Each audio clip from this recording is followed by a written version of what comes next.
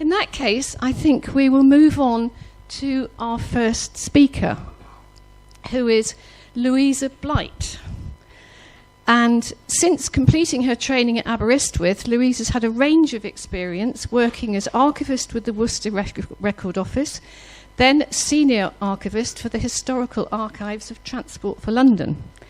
She's currently the collections manager for the Plymouth Arts and Heritage Service and is going to talk to us about the Plymouth black and white books and other early documents. Louisa, if I can hand over to you. As my colleague has kindly introduced me, I am Louisa Blight. I am the collections manager at the Plymouth Arts and Heritage Service, and that means I have a dual responsibility. I am not only the head of service for the Plymouth and West Devon Record Office, I also manage the historic collections at the Plymouth City Museum and Art Gallery. So I've got an interesting remit, and I'll talk to you a little bit more at the end of the talk about how we're looking to bring those collections closer together in the future. Okay, so my talk this morning is split into three sections. First of all, I will talk to you about the Plymouth Black Book. Then I'm going to talk to you a little bit about some of the other ancient writings, as they're called, the Plymouth and West Devon Record Office, the White Book, and some other ones. We've got other stories, because I believe they do tell the stories of the past. And finally, as I touched on, I would like to tell you a little bit about how to do your research now. Hopefully encourage you to come and see us down in the darkest Plymouth. And also, as I say, the plans for the future. And I tell you now, some of you probably know what I'm going to refer to, but they are very exciting plans indeed. A lot of what I'm going to talk to you today has been helped to me by historian R.N. Worth. Some of you will have heard of historian Worth. He did a lot of research in the late 19th century, and he produced a calendar of the municipal records in Plymouth. And he covers the Black Book, the White Book, the White Court Book, and others in quite a lot of detail. I actually have a copy of that with me today, which I can show you later as well. Essentially, he was the first archivist for Plymouth, but Plymouth didn't actually gain an archive service itself until 1952. Right, okay, so the Black Book. Now, I know you've all been wondering what's under here. There it is. Ta-da! There you go. Even covered in black. There you go. I'm going to have this with me throughout this morning, throughout the through the break, so please do come and have a look. Those of you who have been to record offices before, hopefully you know there are rules and regulations for accessing archives. I've probably broken lots of them by even bringing them to you today, but I actually think that reality is really, really important. In this digital age, we need to remind ourselves of what things are really about. When I first met my husband, bless him, he's a police officer who didn't get it, he said, well, isn't everything online these days? He was lucky he got past his first date, to be honest, after that one. But I think everyone in this room, I don't have to convince you, but hopefully knowing that there's things like this hidden away in the Plymouth and West Devon Record Office, I hope to see many of your faces again after today. Okay, so that's my pitch. All the borough archives, so the older archives, they are part of the very first collection in the Record Office. So they're accession number 1. This is accession number 1, item number 46. We're actually on accession 4058 now, so you imagine how much other fascinating stuff there is for you to get your hands on. And to be absolutely clear, unless something is so fragile that it's falling apart, we will provide access to every single thing that we've got. Okay, so we're not elitist about things. It's there for you to do your research with. I'm not sure, I'm hoping you're all quite familiar with historic handwriting styles. The vast majority of the writing in this volume is in secretary hand, which started around about the 14th century. As italic came into play, italic from the font on your computer slips to the right. As time progresses, italic has an impact on secretary hand, so you find the later entries often slope and are a little bit more difficult to read. But that's what you will see on the screen today. Right, so what is the Black Book? That's the first thing. Our friend, Worth, he describes the Black Book in 1893 as a large folio containing 360 leaves of thick paper bound in oaken boards covered with leather. Commonly known from the dark colour of its binding as the Black Book, it is called in the old records the Town Ligger. Just to say, this isn't the original binding. We still have the original binding in the record office for posterity, but as you can see, we've kept its historical colour. And there is an entry which reads 1535 that for it and for all writing therein was the old ledger 20 shillings were paid. So that's what it cost originally, which is obviously quite important. The earliest contemporary entry, however, is actually 1540 rather than 1535. And Worth says that the original intention, evidently, was to make the book a record of all matters of importance relating to civic life. Unlike most volumes of its time, the page numbers are on the right, and on the reverse you have a letter V. So you have 1V, 2V, etc. It's an absolutely fascinating volume. It details a range of matters relating to civic life, and it records everything from lists of mayors, references to important visitors to and through Plymouth, copies of charters, the establishment of charities, leases of property, the building of key buildings locally, including the castle, important voyages, such as the Spanish Armada, the bringing of water to the town of Plymouth, royal happenings, the erection of the local workhouse, orders for the regulation of local businesses, copies of wills, and lots more. And as I say, please do come up and have a look at it during the break. Just don't bring your teas, coffees, and pens. Thank you. Okay, so we're transporting you through the past. Oops, excuse me. It enables us to find out about both the great and the good, but also what I like to describe as the darker underbelly of the borough.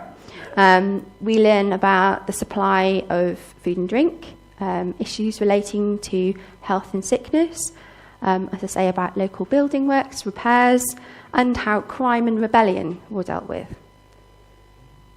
So, starting off at the top, the great and the good.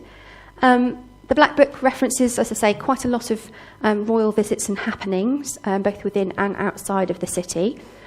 And in particular, there's noted the arrival of Catherine of Aragon on the 4th of October 1501.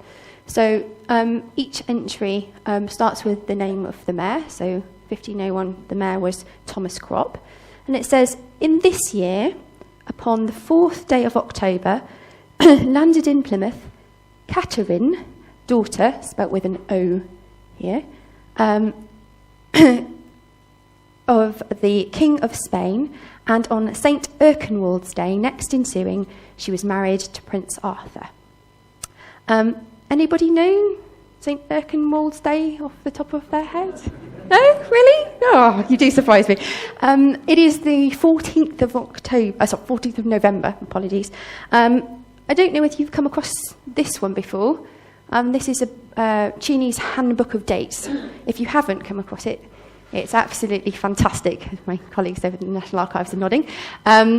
Literally, St. Thingy Bob's Day in the 24th year of the King so-and-so, that will help you do it. We'll turn it into real English for you. So just a little plug for that one there as well.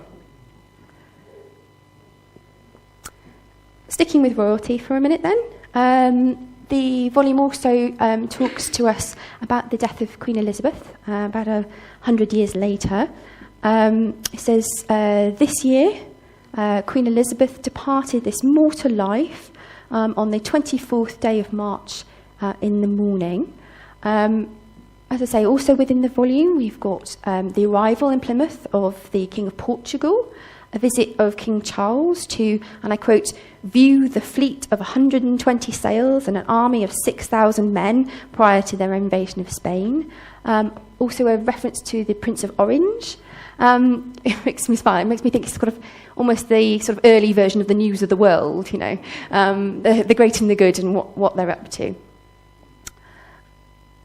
We also have an interesting commentary on history here, as well as the reference to the actual building of Charles Church in the city in 1657 and its later consecration in 1664.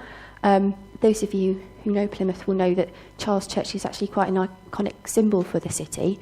It was bombed during World War II, and it's kept as a shell, as a memorial of what happened to us. But as you can see here, my pointer works, this is post-Commonwealth. So as an archivist, I find this kind of thing absolutely fascinating, that they were literally trying to scrub out history. As we know today, you know, when there's rebellions, etc., in third world nations, they often try and destroy historical writings, because it's almost like that is the physical memory of the past, and by destroying the physical embodiment of it, you're taking history away, which we know isn't the case, but it's interesting to see here as well. So, as the Guild of One Name Studies, I'm sure you're interested in individuals and names. So, as the title reads here, can you see that? That's still quite small, isn't it? It says, this is a list of the names of all of them that have been mayors within the borough of Plymouth since the town was first incorporated. The first entry is a William Kethridge here in 1441. We actually know from other sources that he actually became mayor in 1439, but you know, we'll let them off. You'll see that, as I say, it's very small. That people were mayors more than once, quite regularly. So William Nicol was mayor both in 1445 and 1446, although he is spelt differently between the 2 years. Yes, we're all very much aware of that, aren't we? And also Stephen Cheapman at the bottom here. He was mayor for 2 years between 1450 and 1451. As I've already said, the earliest contemporary reference is 1540, so these are all put in subsequently. You may be interested to learn, a minute, is it working? Yep, that these have all been transcribed and are available on the Plymouth City Council website. As I say, nice doing your own research, but it is kind of handy if someone's done it for you as well. It's plymouth.gov.uk/Lord Mayor, and all the lists are on there for you. They have obviously tried to rationalise the naming, so do be aware of that. Couldn't resist talking about one of our nation's greatest heroes, question mark. Sir Francis Drake was mayor of Plymouth in 1581.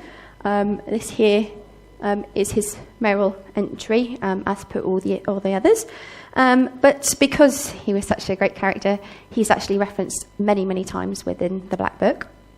For instance, in 1584, under the mayoralty of Christopher Brooking, Sir Francis Drake, Knight, departed from Plymouth on the 14th of September for the West Indies, with 24 ships and 3,000 men or more. A couple of years later, in 1586, under Mayor George Maynard, in this year, Sir Francis Drake, Knight General of Her Majesty's ships, went here hence to the seas the 3rd day of April. He arrived at Calais, which is Cadiz, where he did greatly annoy the King of Spain's fleet and set many afire. Following year, 1587, Mayor William Hawkins. In this year, the Honourable Lord Charles Howard, Lord High Admiral of England, accompanied with sundry nobles, men and others, amongst the which was Sir Francis Drake, Knight, and John Hawkins, set forth to impeach the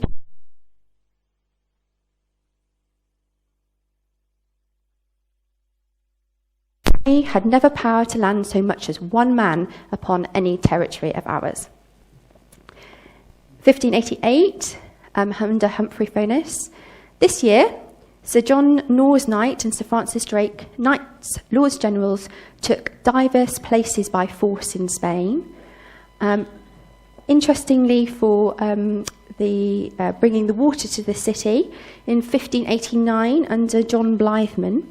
This year, the composition was made between the town and Sir Francis Drake for the bringing of the river Mew, which is the Leat, to the town, for which the town hath paid him, which is probably why he was more interested in bringing the town rather than for any other reason. In 1590, this year, on the 1st of December, Sir Francis Drake began the river to bring the river Mew to the town of Plymouth with great care and diligence, and brought the river into the town on the 24th day of April. And finally, in 1594, under George Barron, this year, Sir Francis Drake and Sir John Hawkins went to the West Indies with 36 sails of ships, and both died in the journey. So it does give an interesting commentary right through his life on, as I say, one of then regions and nations' greatest figures. Whether you think what he did was bravery or piracy is obviously a moot point. But what I would say is that in the archives we also have an atlas, Ptolemy Atlas, which dates from 1513, which we think he took on his circumnavigation of the globe. And there's an area in there which is just described as terra incognita, otherwise known as unknown lands. And, you know, in our day of TripAdvisor, sat-navs, you know, he was planning to go off somewhere where potentially no one had been before. So, you know, I think I give him a little bit of credit for that at least. Okay, Sir Francis Drake also became a freeman of Plymouth in 1581, same year that he was made mayor. And as you can see, the Black Book also has lists and lists of freemen. So again, for your research purposes, a very, very interesting resource indeed.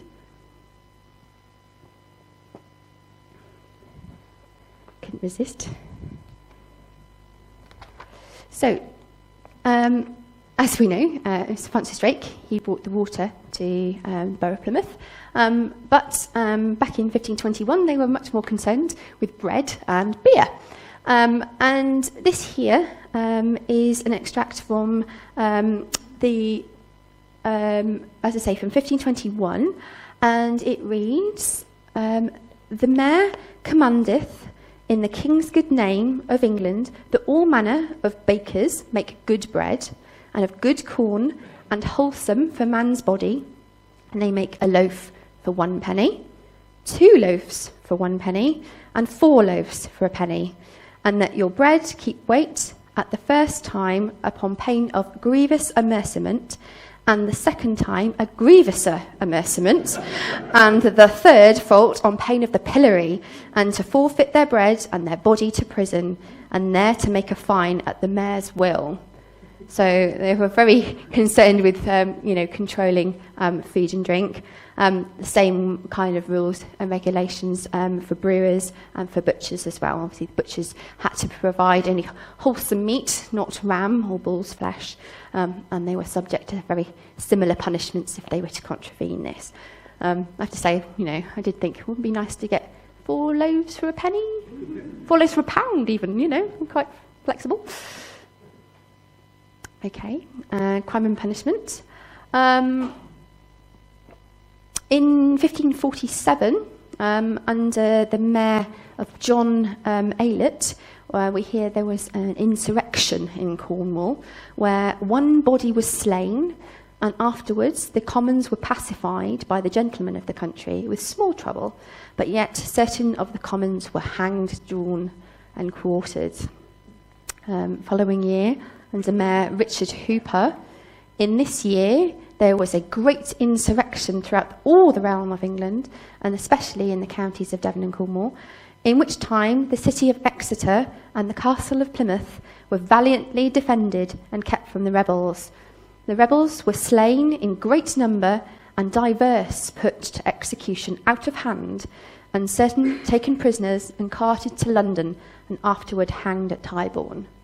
So definitely not suffering any bad behaviour locally. Again, from an archival point of view, there's a very interesting reference on the very same page as this, which reads, "Then was our steeple burnt with all the town's evidence." So, a lot of people think of Plymouth and the bombings in the 1940s, and some records were obviously lost then. But, even here, many hundreds of years ago, some of the historic writings have been lost. But, it's interesting that, again, they found it important to make reference to that fact.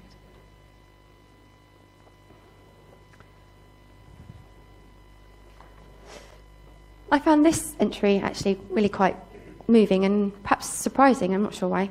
The hangman's noose wasn't the only way that people could come to a rather sticky end. In 1625, the Great Plague raged in all this kingdom, and of it there died in this town about 2,000. Even now, the city totals about 200,000, and a loss of 2,000 would be, quite significant even now. And then, it would have been a much substantial loss. And it goes on to say that, a public fast throughout the kingdom was proclaimed to divert God's judgment, which was solemnly observed every Wednesday, and thereon the plague stayed through his great mercy. So, obviously had a huge impact on local people. On a slightly more light note, as I say, we learn about the great and the good, but we do learn about the underbelly of the town. So there is a line in, I think it's 1567, that no hostler nor taverner suffer any suspicious people, or lodge together as man and woman, but he know verily that it be man and wife, and that no taverner keep in his house harlot nor strumpet, but void her away hastily on pain of grievous amercement. I don't know what they say about Plymouth, but, there we go. Ooh, hang on a minute. I think my batteries are falling out. There we go. Good start. Oh, dear. Not a good tech day. There we go. There we are. Right. Okay. The White Book. Now, the Black Book's the big famous one. The White Book is it's smaller, but just as important relative. Our friend, R.N. Worth, he describes it as a vellum-covered volume, hence the whiteness. They're not terribly imaginative, are they? And noted on the flyleaf as being given to the mayor and commonalty from 1560 by John Ford for all defaults and other orders. It was used for entries from 1560 to 1754, chiefly for the formal record of acts or constitutions made by the 12 or 24, essentially the town council, to many of which are appended the autograph signatures of the assenters. I'll flick through so you have an idea what it looks like. Beyond these orders of the town council, it also contains a variety of miscellaneous interests affecting the borough, and slightly smaller than the Black Book, it numbers 268 pages. It includes things such as the licence for keeping a court of admiralty, the orders for keeping streets clean, price of Cornish and Devon tin, some apprenticeships, which you might be interested in, from 1602 to 1608. Again, references to food and drink. It's obviously very important to people of Plymouth, including pilchards, mills, corn, beer, and also a reference to a shipload of rye from Scotland for the poor, because obviously they were so desperate in 1586. I think this one's quite an interesting list that you might be interested in. As I say, the Black Book concerns itself with a lot of the great and the good. But here in the White Book, we have a list of all the people who were considered critical to the ongoing running of the town. And in time of war, they would be the ones they were put in the castle for safety. This one I found particularly useful for you, as you'll know, doing family and local history. It's often female ancestors you find most difficult to track down, because a lot of the historic records relate to businesses, trades, etc., which are generally a male-dominated world. So to find lists of women, I thought it would be useful to flag these up to you. This is from 1597, and it's an order for the regulation of fisherwomen. And you've got a list here. We've got Cicely, Alice, all the Alices. I don't know if you notice, they're just spelled A-L-C-E rather than there's no I. This one here, anybody want to have a go at her? We've all had a look at her, and where can we not sure? Rabbitch, it looks like. I've not ever come across a rabbitch before, but that's quite interesting. But again, as I say, just it's all women. So here we go. No, rabbitch, R-A-B-I-T-C-H, I believe, but I've never come across that one. Yeah, okay. Okay, and in 1561. They are showing interest in education, and in the Guildhall, with the assent of John Eliot Mayor, it was agreed upon that one Thomas Brooke should supply the function of teacher or schoolmaster. So, should supply the function of teacher or schoolmaster, which I think is interesting. And behind it, I've put a list of all the people who financially supported the venture.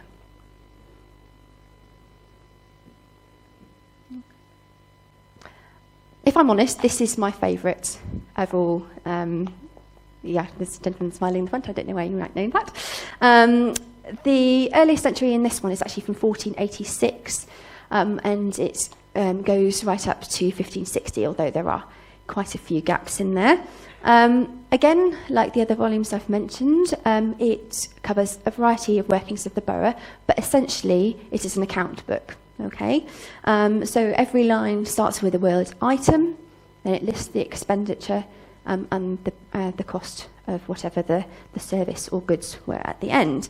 However, I think it's possibly one of the most name-rich of all the documents that we've got, because a lot of those supplies and services came from individuals, and they're all named within here. On every single page, you'll find people referenced. We're very lucky there is actually a full transcript to this volume in the archive, but unfortunately it's not been digitised and it's not available online, although it's something I would like to make happen at some point. So, just looking down here, Pete's son, that's not terribly specific, but there we are, Thomas Bind, Perinell, the names just go on and on.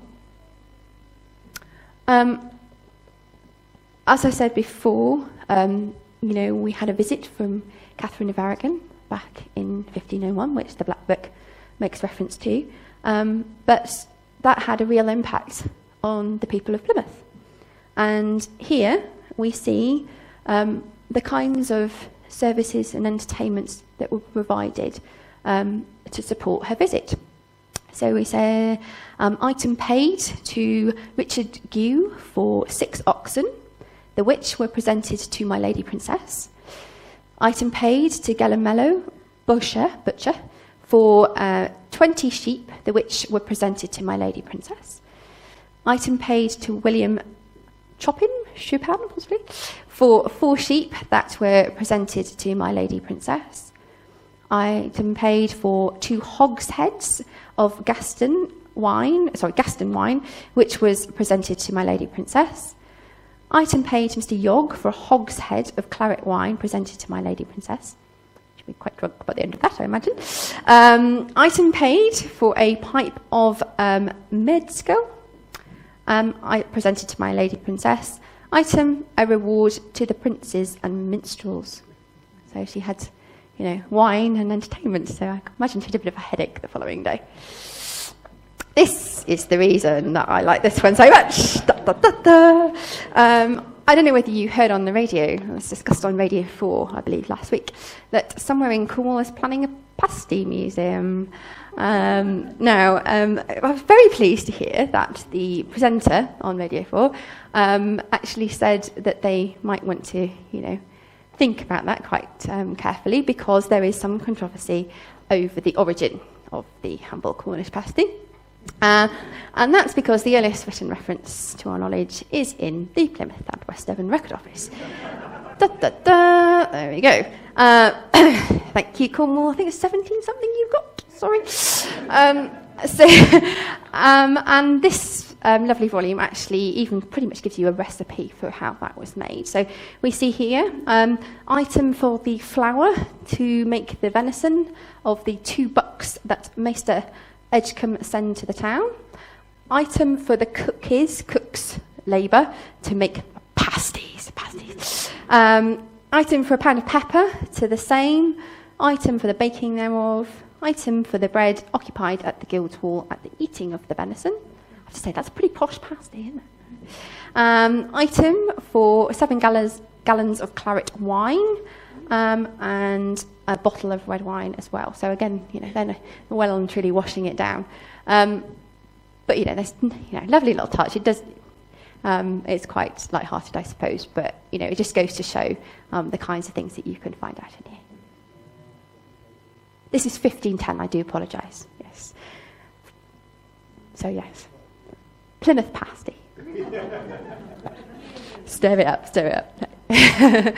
Okay. I'm not going to spend very much time on this one. Worth actually refers to it as the most valuable of all the historic volumes. So do come along and make your decision for yourself. It actually disappeared from the Borough of Plymouth Corporation for many years because one of the mayors probably took it home with him, put it under his bed for a while, and it came back to the borough in 1880. It is a very large volume, very much like this one. It's 600 pages long. Unlike the others, it does have a lot of references to local and general history as well. I've included very quickly a couple of entries from it. This is in 1615, list of people who provided a gift to the king, and those who very much did not. There you go. So, well, know whether your ancestors are supporters or not of the king. Okay. Right, so I want to do a little bit to encourage you to come and have a look at what we've got. So if you haven't been already, and can I have an interesting show of hands for those who have been to Plymouth? That's not bad. That is not bad. That's good. Very well done. Then you'll know we are still, at the moment, in very beautiful Cockside. Come on, what's wrong with it? The current location was a temporary accommodation back in 1982. So, hey-ho.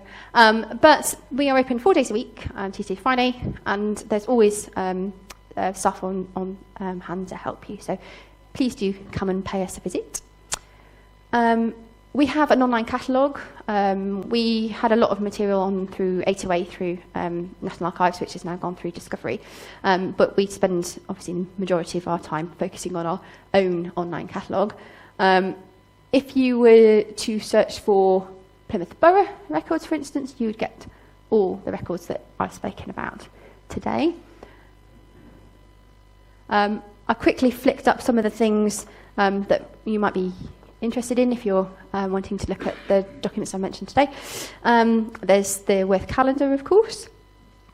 The Drake Exploration Society, some of you might have come across. Naturally, they're interested in Drake, but because there's a lot of references to Drake within the Black Book, and particularly the Widey Court Book, then you'll find that there's quite a lot of extracts available on there. I couldn't resist putting up the Cornish pasty link for you to check when you go home. And also the transactions of the Devonshire Association and the Plymouth Institute make reference to these volumes on quite a regular basis. And I think when somebody asked me to put this talk together, they did make reference to maps. Now, I deliberately haven't put a lot of maps in my talk because a lot of these, which are mentioned in Elizabeth Stewart's book, are actually not held at PWDRO, and I'd rather showcase things that we do have rather than which are in somebody else's remit. But they are saved mainly in the British Library and National Archives, so by all means do go and investigate them, but you won't find them with us. And then I want to do my little plug for the future. As I said, the Plymouth and West Devon Record Office has been where it's been since 1982, and it's never been fit for purpose. We acknowledge that. And we had a letter from the National Archives, as many archives do, to say you need to actually do something about this very quickly. Well, you need to do something about this date was actually 2013. As you can imagine, we sort of upped the ante back in 2013 to find a solution. And we think we found a very exciting solution indeed, which is not just a solution to benefit the archive. It's got a much wider remit indeed. So we're planning a facility that will house not only the collections at the Plymouth and West Devon Record Office, but also the historical collections and the Plymouth City Museum and Art Gallery, also the Central Library Local Studies collection, also these guys here, which you may or may not have heard of, the Southwest Film and Television Archive and the Southwest Image Bank. And we're also partners with Plymouth University, which is just across the road from the current museum and library. So the proposal is to...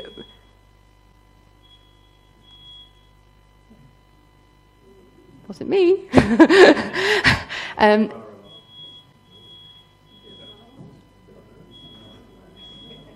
This always happens.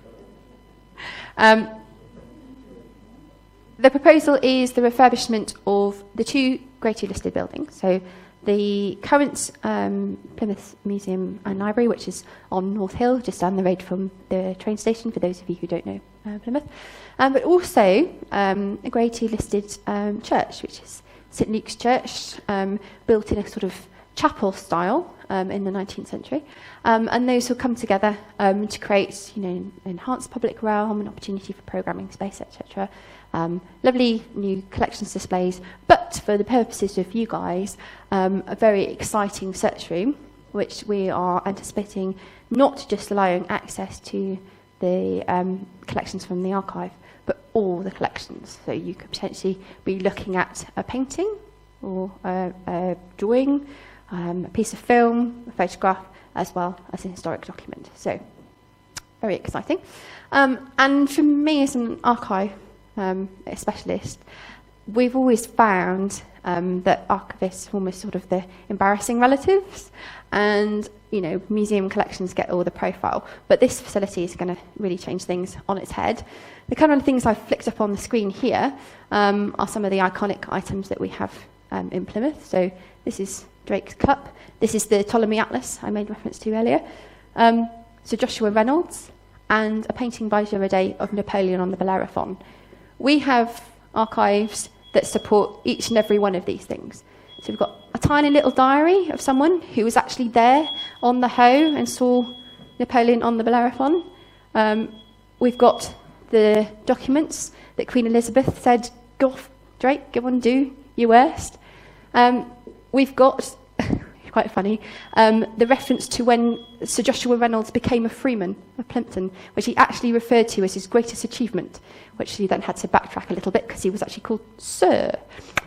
So, as I say, a real opportunity to bring these fantastic things into a much better light. Very, very quick sketch of how things are going. So that's the existing museum space at the moment, existing library, and then this bit on the back here is the new build.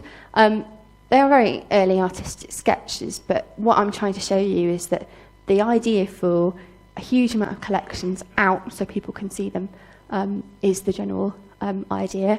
And here at the end is where we're anticipating having this new exciting search room.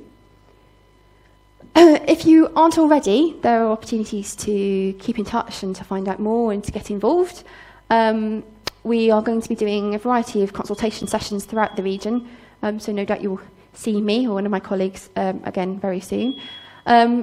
We also have a very good relationship with our local paper, and every week there is an article not about the History Centre project per se, but actually about the historic collections that we have. And that's pretty much it. All I can say is that I'm here. I have this beautiful volume here. If you are going to come up, please do not bring anything that could damage it with you. But before we do so, if there are any questions, my colleague will manage them for me. Thank you.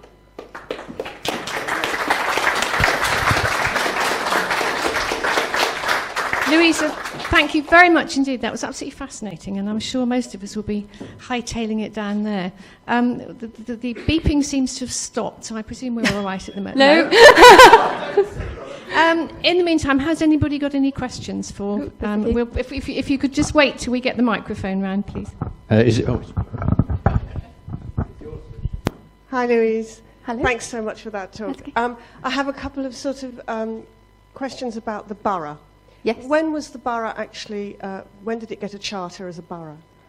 1439? Peter, you might know better than me. No? Yeah.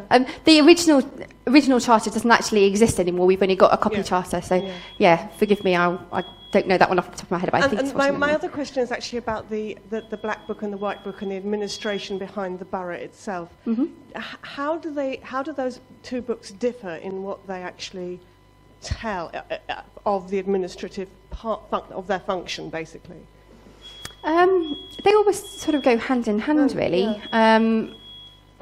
Yeah. That's almost the strange thing about it, that the two.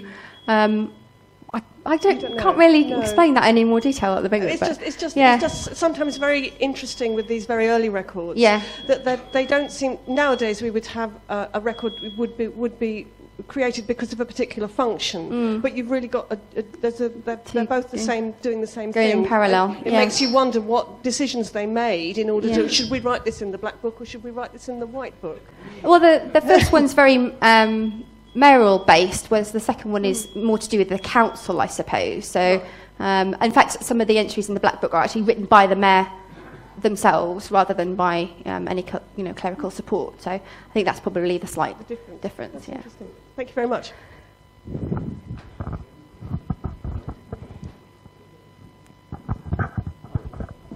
Wondering where you stood as regards allowing people to use their cameras to take pictures of things like that. I prefer you switch your flash off if that would be possible, but that's fine. Do you know that the flash does damage it? There are, I don't know whether you know, but there is guidance for looking after archives, and there are specific lux levels that you should maintain, so that's okay. Yeah, thank you, Louisa. As you know, family historians love lists of names. Oh, yes. Exeter has that wonderful book by Marjorie Rowe, Freeman and Apprenticeships. Mm-hmm. Leicester has them and that sort of thing. Are there any lists? I know you mentioned in the Black Book there are certain, but only limited numbers. Is there any, in the archive, is there any original source of these lists of Freeman for Plymouth? They're in here. Sorry, I obviously didn't make that clear. What sort of range? It's about sort of 100 years. Yeah, but nothing like Exeter or Leicester, going right back to the sort of 15th, 14th, even the 13th century. No, not earlier than that, I'm no. afraid. No. Okay, just wanted to know, but thank you very much. Okay.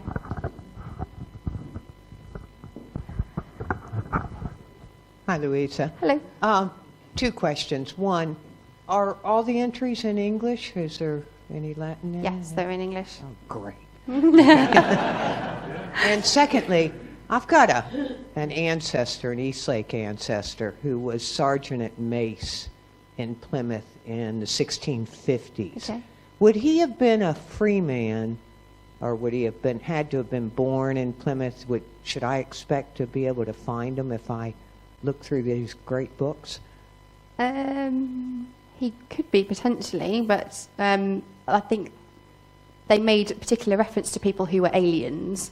So, aliens, not from outer space. So, Oh, I assumed he was working for the borough. okay, well, he as sergeant potentially could have at been Mace. then. Yeah. Were they listing other post holders in the borough besides? It doesn't just say what they do. It's just a list of names. Oh, okay. Yeah.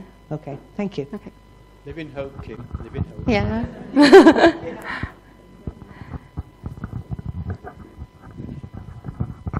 Did you say there were some wills in the Black Book? There are, apparently. Ah. I'm particularly interested because, you know, the wills were lost in the last war. Yes. Some, yes. Any idea how many, roughly? I don't think it's only a handful. Be worth transcribing then. Yeah, potentially. Yeah. Okay. I'll visit you. Thank you. Okay. Research job. Thank you very much indeed. Any more over here?